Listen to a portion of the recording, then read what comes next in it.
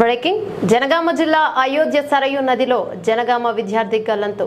అయోధ్య సరయూ నదిలో జనగామ విద్యార్థి గల్లంతు. ఉత్తరప్రదేశ్ రాష్ట్రంలోని అయోధ్యలో సరయూ నది ఘాట్ వద్ద జనగామ జిల్లా వాసి తేజస్విని గల్లంతైన సంఘటన సోమవారం జరిగింది. ఈ సంఘటన ఆలస్యంగా వెలుగులోకి వచ్చింది. బాధిత కుటుంబ సభ్యులు అధికారులు తెలిపిన వివరాల ప్రకారం జనగామ జిల్లా కేంద్రానికి చెందిన తాళపల్లి నాగరాజు కుటుంబ సభ్యులు ఆయన సోదరుల కుటుంబ సభ్యులు 15 మంది వరకు 3 రోజుల క్రితం అయోధ్యకు మొక్కులు చెల్లించుకోవడానికి వెళ్లారు. రామ మందిరంతో పాటు స్థానిక ఉండే పలు ఆలయాలను సందర్శించారు.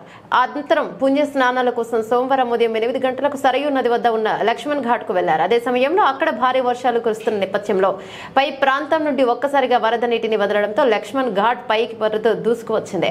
నది నీటిలో ఉన్న 5గురు నీటిలో పడిపోగా వెంటనే 4 సురక్షితంగా ఒడ్డుకు చేరుకున్నారని తెలిపారు. కానీ నీటిలో మునిగిన తేజస్విని అక్కడే అమ్మాయి వరద నీటిలో కొట్టుకుపోయిందన్నారు. ఆ అమ్మాయి జనగామలోని ఏబీవీ ప్రైవేట్ జూనియర్ కళాశాలలో ఇంటర్మీడియట్ సెకండ్ ఇయర్ చదువుతోంది. సోమవారం ఉదయం నుండి ఎంత వెతికినా బాలిక ఆచూకీ తెలియడం లేదని కుటుంబ సభ్యులు బోరున విలపిస్తున్నారు.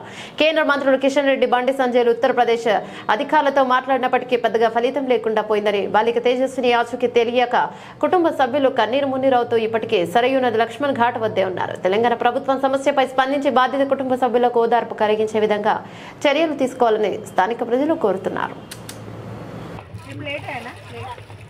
జై శ్రీరామ్. 1 2 3 జై శ్రీరామ్.